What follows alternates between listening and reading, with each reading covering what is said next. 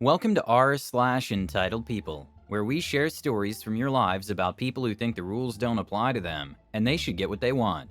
Thank you, friends, for subscribing to the channel, and for so many likes. And today we have 3 great stories, so subscribe, hit the like button, and let's begin. The first story.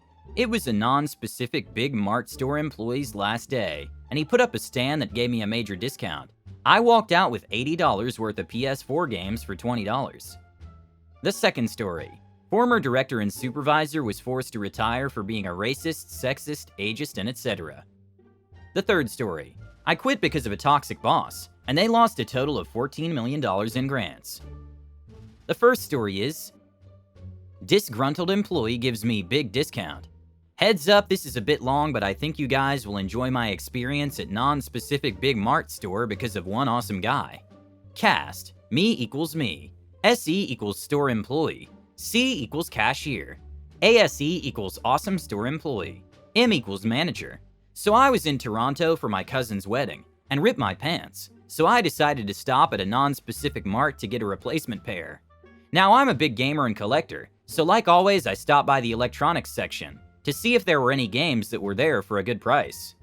I walked back there, and in the PlayStation section I see a stand with a bunch of PS4 games on it that says 3 for $20. Now I couldn't really believe what I was seeing since the stand had Scrat from Ice Age on it, so I think the stand was probably for old DVDs, and the fact that PS4 games are rarely ever on sale for that cheap, so I decided to ask the employee that's at the back if the sign was correct. He said yes, that the sign was in fact correct. Upon hearing that, I grab a copy of Lego Marvel Superheroes, Rainbow Six Siege, and Resident Evil 4, all of which had a sticker that said $24.98. I've got my haul and I'm happy with what I have, and I decide to go to the self-checkout line. I scan them all through and there's no discount being applied. I cleared my order and tried a couple more times, but it still came up to around $80, so I asked the person watching the self-checkout line for assistance. I tell her about the games being 3 for $20, and ask her if she needs to punch in a coupon code or something, and she just looks at me like I'm an idiot, and the following conversation happens. SE, I'm sorry sir, but that deal doesn't exist. Me, well there's a stand back there that says 3 for $20, though, and the guy back there said that these would work with that. SE, no sir, look here. She then grabs one of the games and points at the price sticker. All these games say they're $24.98. You can't buy them all for $20 because you think they should be 3 for $20. That's not how it works here. Me, I didn't decide anything. There's a stand back there that says this, and the employee back there said these games apply. SE, no sir, you're not listening. No such sale exists here. Now I saw that this conversation was going nowhere, so I apologized for wasting her time, and bought the pants I had picked out. I then grabbed the games and went back to the electronics to talk to the employee back there. I got back there and found the employee, and then this conversation happened. Me, hey, sorry to bug you, but the person at the front thought I was making things up when I tried to get these, and asked her about these games being 3 for $20. ASE, oh yeah, sorry about that, I should have seen this coming when I set that stand up. The people here can be a-holes sometimes. That's why I quit, and I'm glad this is my last day here. If you go take a picture or video of the stand with the games on it and where it is, then they'll have to give you those games for that price. Me, oh really? Well thanks a bunch, man, I'll go do that. I wish him a good final day at work and tell him I hope he doesn't get in too much trouble for what he did. He tells me he doesn't care and that he's got another job lined up, that he's lost all F's that he used to have about this place. Then I go take a picture of the stand with the games on it and then take a 360 video to show that in fact the stand is in the PS4 section, and then I make my way back to the front. This time I go to one of the cashiers and hand her the games, and the following convo happens. C, alright, your total is around $80. Me, actually you guys have a stand back there that says these games are 3 for $20. Then she looks at me and gives me the stink eye. C, sir, SE already told you that you can't just make up sales. We have set prices. Me, I have a picture right here though. I pull out my phone and show her the picture and video I took. C looks at me, then back to the picture and gives me the stink eye again. C, let me call my manager. Me, sure thing. After about 5 minutes, the manager finally shows up. Thankfully, it was the express line with multiple registers, so I wasn't holding up any customers behind me. M, what's going on here? C, he wants to buy all 3 of these games for $20. M, well, they all clearly say $24.98 though. C, yeah, he has a picture of the stand in the electronics section. I show the manager the picture in the video I took and his eyebrows raise a bit, and he excuses himself pretty quickly and says he'll be right back. He was gone for about 5 to 10 minutes, so my guess was that was taking down the signs that say 3 for $20 and asking ASE why he did that. Then he comes back to us. M, Yeah, give him the discount, we have no choice. And then he walks away. C gives me the stink eye again and scans them through, then starts tapping away at her monitor. Just to confirm, I ask C that there are in fact 3 for $20. She rolls her eyes and I can clearly tell that she's super annoyed with me. C: yes, we have to because you took a picture. The whole experience took longer than I would have liked, but when I saved $60 on some PS4 games, I'd say it was worth it. I had a big smile on my face and I knew that it was going to be a good day. The second story is, former boss finally got her comeuppance. I worked for a company for 5.5 years before starting my own freelance business. The first 4 years were great and my supervisor was fantastic. I really thought I had found my dream job and my plan was to retire with them. I rarely dealt with the director of our department, who we will call Micromanager Mary, MMM, for the purpose of this post. Then my supervisor left, and that's when I learned how much my supervisor had been shielding me from. First thing you need to know about MMM is that she was ageist, towards younger people, sexist, racist, as well as a micromanager, which meant that she preferred to only hire people who were similar to her. This would explain why, when I started, the entire department were white females. 17 employees and every single one of us was a white woman in her 30s or older, although she often forgot my age since I looked younger. When my supervisor left, that was also when I discovered I was in a dead-end job. I asked about the position, one in which I was well suited for, and she told me outright I was too young for the job, needed more managerial experience, and told me she preferred someone not just out of college. I was 35 at the time, had worked as a manager for 8 years before that job, and was not hired directly out of college, all of which she ignored. She refused to even look at my resume. At this point, I should mention that on her LinkedIn it shows that she was 26 years old when she took her first managerial position.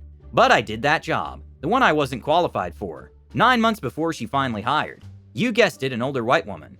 My coworkers were in shock that she didn't hire me, and one went as far as sending a sympathy card that encouraged me to quit.